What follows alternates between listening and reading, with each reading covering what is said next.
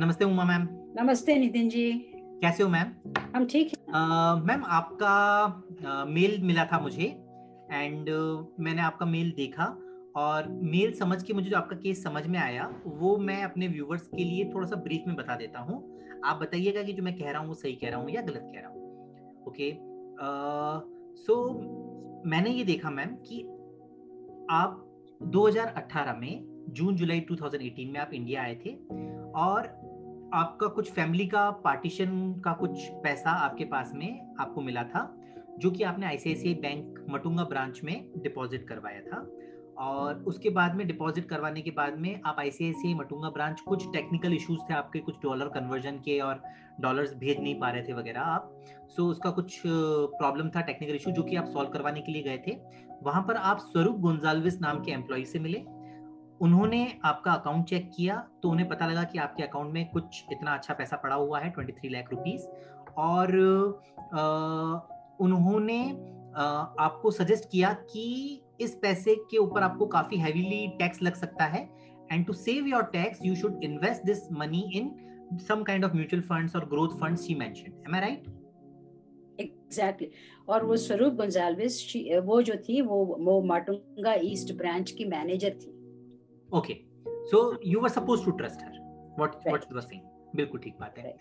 Now अब आपके साथ होता क्या है कि आपको पता लगता है इन्वेस्टमेंट के 1 साल बाद जब आपके पास कोई ईमेल आता है कंपनी से जिसमें बताया होता है कि आपको 11 लाख रुपए का प्रीमियम और भरना है, क्योंकि और तब आपको पता लगता है कि आपके बच्चों के नाम पर 3 इंश्योरेंस पॉलिसीज इशू की गई हैं। एक 5 लाख रुपए की अरुण जी के नाम पर, दूसरी 5 लाख रुपए विवेक के नाम पे और 1 लाख रुपए की एक पॉलिसी और अरुण जी के नाम पे। एम आई राइट? ओके, टोटल 11 लाख रुपए की पॉलिसीज आपके बच्चों पे बच्चों के नाम पे इशू करी हैं।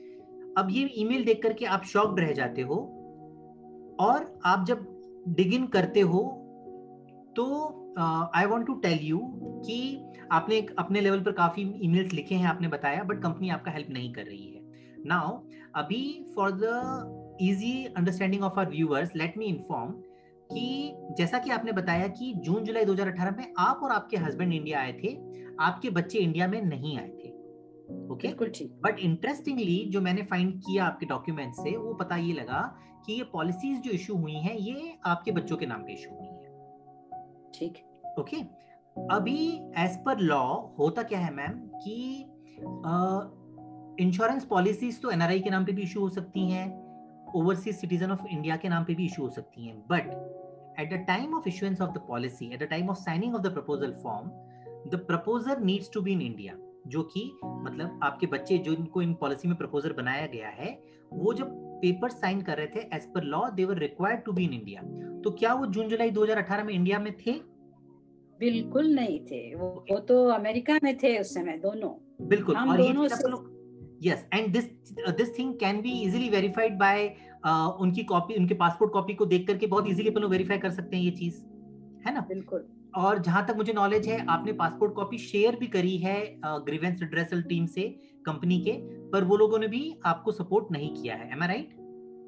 बिल्कुल ठीक। उन्हीं लोगों ने कहा जब हमने कंप्लेंट की कि ये भेजिए तो हमने भेजा, लेकिन कुछ उन्होंने देखा ही नहीं, कुछ एक्शन ही नहीं लिया उसके बाद। एक्शन नहीं लिया ma'am. See what I want to say is आपके जो केस में ना क्या दिखता है मैम कि सब जने केवल येन केन प्रकार एंड सारे डिपार्टमेंट्स कंपनी के वो इसमें इंटरेस्टेड थे कि आपके नाम पर या मतलब ना आपके बच्चों के नाम पे पॉलिसी इशू हो जाए जैसे तैसे करके। Why I tell you, because sales employ का ये ड्यूटी था कि जब वो फॉर्म साइन करवा रहा है तब वो ये चीज को वेरीफाई करे कि जो फॉर्म साइन कर रहा है वो इंडिया में है।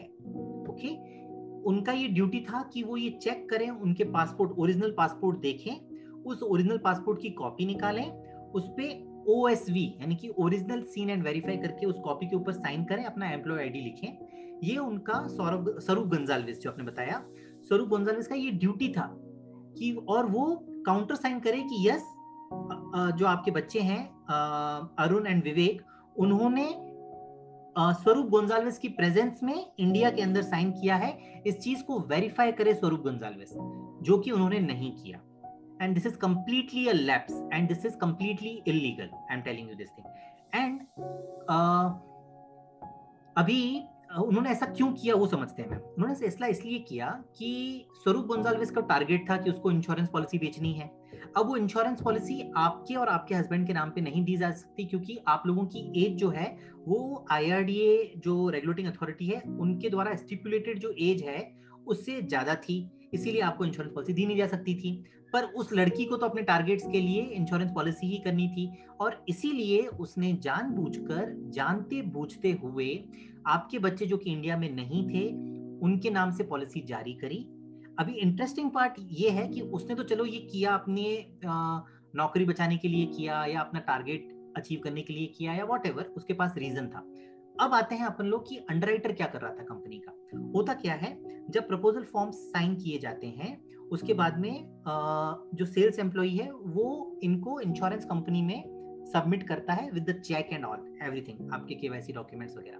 सो अंडरराइटर का ये काम होता है कि वो चेक करे कि जब जो बंदा NRI की पॉलिसी जो आई है, क्योंकि इस पॉलिसी में आपके NRI को आपके बच्चों को NRI दिखाया गया है। सो अगर NRI की किसी प्रपोजल की पॉलिसी आ रही है, पॉलिसी ओनर जो है वो NRI है, तो पहला काम जो होता है अंडरराइटर का वो ये चेक करना होता है कि जब वो साइन कर रहा था तब वो इंडिया में था या नहीं। तो वो पासपोर्ट कॉपी से वेरीफाई करता है कि उसका अराइवल इन इंडिया कब का है।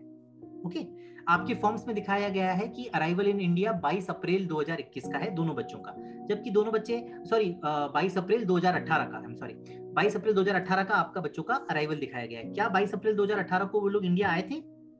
बिल्कुल नहीं, यहाँ थे ही नहीं वो लोग। बिल्कुल, and this can be verified by seeing the copy of the passport. देखिए वहां पर आपको वो एंट्री डेट मिलेगी ही नहीं। एग्जैक्टली अच्छा, अभी उसका दूसरा काम ये था अंडरराइटर का, वो ये वेरीफाई करे कि पासपोर्ट कॉपी पे जो सिग्नेचर्स अवेलेबल हैं आपके बच्चों के, अरुण एंड विवेक के, वो सिग्नेचर्स प्रपोजल फॉर्म पे जो अवेलेबल सिग्नेचर्स हैं अरुण और विवेक के, उनसे मेल खाते या नहीं खाते, जो कि इस केस में बिल्कुल भी पॉसिबल नहीं था, क्योंकि तो अरुण और विवेक ने साइन ही नहीं किया है कोई भी। तो संभव नहीं है। एग्जैक्टली तो यहाँ पर भी अंडरराइटर ने जानबूझ के चूक किया। अच्छा, आपके पॉलिसी में एक क्वेश्चन था कि is the pair different, is the payer premium payer of premium of this policy, इस पॉलिसी का जो पैसा आ रहा है वो असेसर के अलावा किसी और के खाते से आ रहा है, हाँ या ना? तो यहाँ पर होना चाहिए था कि हाँ, क्योंकि वो तो खाते का चेक तो आपका था, है ना? अरुण और विवेक के नाम खाते का चेक तो था नहीं, तो यहाँ पे होना चाहिए था कि हाँ, खाते का चेक मतलब वो जो चेक प्रीमियम है वो किसी और के खाते से आ रहा है। बट यहाँ पर लिखा हुआ था कि नहीं, खाते का चेक भी अरुण और विवेक ही उनको सप्लाई कर रहे हैं, which is Arun not Vivek possible. भी NRO अकाउंट उनका कभी भी नहीं रहा है। हाँ एग्जैक्टली, NRO अकाउंट जो है वो उमा मैम के खाते से आ रहा है। पॉलिसी इशू हो रही है अपना दिस थिंग अरुण और विवेक के नाम से। अरुण और विवेक कभी इंडिया ट्रैवल नहीं किए हैं, अरुण और विवेक से कोई PIVC नहीं किया गया। Okay, so this is something which is completely kind of a joke which is happening. 11 lakh रुपए का इन्वेस्टमेंट एक बैंक कर रहा है, बैंक की एम्प्लॉय इन्वॉल्व है उसके अंदर में, और जानते बूझते हुए कि पॉलिसी इशू हो ही नहीं सकती है because the proposals are not in India, still she went ahead in the greed, इस लालच में कि उसको अपना टारगेट पूरा करना है, उन्होंने किया। उनका लालच मुझे फिर भी समझ में आता है, मुझे ये समझ में नहीं आता कि कंपनी का अंडरराइटर क्या कर रहा था। और इससे भी भयावह स्थिति तब है जब आप ये कंप्लेन लिखते हो, आप अपनी कंप्लेन में स्पेशली बताते हो उनको, और मैंने आपके कंप्लेन्स देखे हैं, आपने लगातार कंप्लेन किया है, उनको बताया है कंपनी को, सो आपने लगातार कंप्लेन किया है और आपने बार बार अपने हर ईमेल में उनको बताया है कि ये कैसे इशू हुआ है। उन्होंने, कंपनी के अधिकारियों ने आपसे बच्चों के पासपोर्ट कॉपी भी मंगवाई, आपने वो भी दिया, उसके बावजूद भी आपको अभी तक सॉल्यूशन नहीं मिला है। दिस इज मतलब completely ridiculous, I would say ridiculous state of affairs. So okay ma'am, we will highlight your case, your case is completely extraordinary, I would say कि ऐसा तो कभी, this is a blunder, this is really a blunder, और जो कि ना grievance department देख रहा है, ना अंडरराइटिंग डिपार्टमेंट देख रहा है, सेल्स एम्प्लॉय तो भगवान जाने क्या ही कर रहे हैं। So this is very upsetting. आप कुछ कहना चाहेंगे मैम एंड में, और समराइज करना चाहेंगे प्लीज एंटायर? हमारा यही कि इतने 2 सालों से हम इतने इससे जूझ रहे हैं, और इसको लिख रहे हैं, उसको लिख रहे हैं, कॉल कर रहे हैं, जा करके कंप्लेन कर रहे हैं, सब कुछ कर रहे हैं, और लेकिन उसके बावजूद भी कुछ भी नहीं हो रहा है। और फिर उसके बाद बिल्कुल हम हताश हो गए थे, और ये आपका ये वीडियो हमने देखा YouTube में, तो थोड़ी सी हमको आशा मिली कि जो है कि कुछ संभावना है क्योंकि ये इस तरह से ये लोग कोई जवाब नहीं देता है कोई, और ये करो, ये तुम्हारा नंबर है, वो नंबर है, इस नंबर को मैंने कॉल को ये रेफरेंस नंबर है, ये है वो है, ये बस होता रहता है। और फिर कई लोगों को एक के बाद एक दूसरों को जो है वो लोग रिस्पॉन्सिबिलिटी देते जाते हैं, लेकिन कोई भी इसको जो है सॉल्व करने के लिए कोशिश नहीं कर रहा है। कोई सब टाइम जा रहे हैं, कोई नहीं कुछ कर रहा है। सो इसलिए हम ग्रेटफुल कि आप ये जो है हमने आपसे ये मुलाकात हुई ऑनलाइन। ना थैंक यू मैम। इसमें एक चीज और बताना चाहूंगा कि आपने जैसे रिक्वेस्ट किया था, हम लोग आपके आईडी डिस्क्लोज नहीं करेंगे। अगर हम लोग ये वीडियो अपलोड करेंगे सोशल मीडिया पर तो आपका आईडी कहीं पर भी डिस्क्लोज नहीं होगा।